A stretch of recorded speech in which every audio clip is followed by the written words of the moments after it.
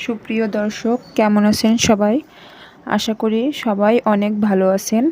আজকের এই আয়োজনে সবাইকে অনেক স্বাগত।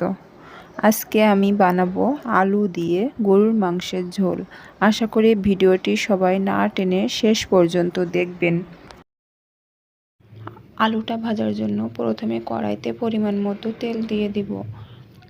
তারপর হাফ চামচ হলুদ গুঁড়া, হাফ চামচ লবণ আর আলুটা দিয়ে দিব। দিয়ে নাড়াচাড়া করতে থাকবো বেশ খানিকক্ষণ।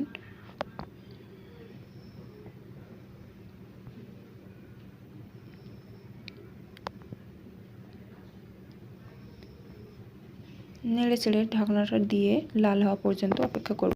এবার ঢাকনাটা উঠিয়ে নিব। দেখেন কালারটা কতটা চেঞ্জ হয়ে আসছে। এইবার আলুগুলো এক এক করে উঠিয়ে নিব। আর ওই একই তেলে আমি এখানে একটা তেজপাতা, 2টা এলাচ, একটা দারচিনি দিয়ে দিব। দারচিনিটা অবশ্যই মুখ ফাটিয়ে দিবেন। তারপর 1 কাপ পেঁয়াজ কুচি দেবেন। মাংসে একটু পেঁয়াজ কুচিটা বেশি দিতে হয়, তাহলে মাংসের টেস্টটা অনেক ভালো আসে। এবার পেঁয়াজ কুচিগুলো নেড়ে চেড়ে নিব। ভালো করে নাড়াচাড়া করে নেবেন। নরম হয়ে আসা পর্যন্ত নাড়তে থাকবেন। পেঁয়াজটা যাতে নরম হয়ে আসে ততক্ষণ নাড়বেন। পেঁয়াজটা নরম হয়ে আসছে। এবার এখানে দিয়ে দেব 2 টেবিল চামচ আদা ও রসুনের পেস্ট। দিয়ে পেঁয়াজের সাথে আদা রসুনের পেস্টটা ভালোভাবে মিশিয়ে নিব। মিশানো হয়ে গেলে এখানে এবার দিব 1 চামচ লবণ ও 1 চামচ ধনিয়া গুঁড়া। এটা দিয়ে মশলাটা ভালোভাবে নেড়ে চেড়ে কষিয়ে নেব। কষানো হয়ে গেলে এবার আমি শুকনো মরিচ বাটাটা দিয়ে দিচ্ছি 2 টেবিল চামচ। কিন্তু এই যে শুকনো মরিচ বাটাটা দিচ্ছি না, এটা এখন দিব না। এটা ওই যে আদা রসুনের পেস্টটা দিছিলাম তখন দিবেন, তাহলে ভালো হবে। আমার এটা মনে ছিল না, তাই আমি এখন দিয়ে দিচ্ছি। এটাতে কিন্তু আমি হলুদ গুঁড়া দেইনি। হলুদ গুঁড়াটা পরে দিব, বলে দিব। দেখেন ভিডিওটা শেষ পর্যন্ত দেখেন, বলে দিব। তারপরে মাংসটা দিয়ে দিবেন। এখানে হাফ কেজি মাংস আছে, গরুর মাংস।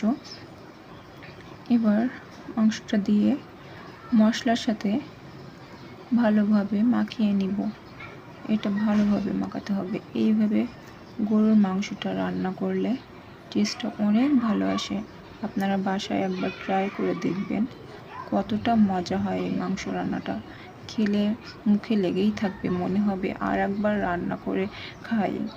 মাংসের সাথে মশলাটা ভালোভাবে নেড়ে চেড়ে মিশিয়ে নিব। তারপর 1 কাপ গরম পানি দিয়ে দিব। গরম পানিটা দিলে কি হয়, ভালোভাবে সেদ্ধ হয়ে যায় মাংসটা। এই জন্য মাংসটাতে গরম পানিটা অবশ্যই দিবেন, তাহলে মাংসটা অনেক ভালো লাগবে।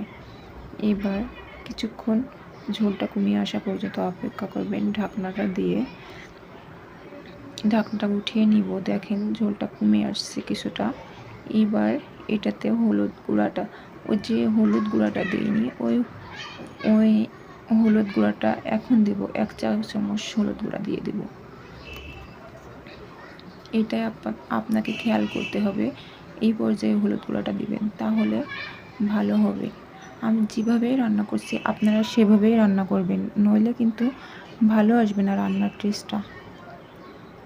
এবার ঢাকনা দিয়ে দিবেন। ঢাকনাটা উঠিয়ে নিয়ে দেখবেন ঝোলটা কমে আসছে, মাংস থেকে একটু তেল ছেড়ে দিয়েছে।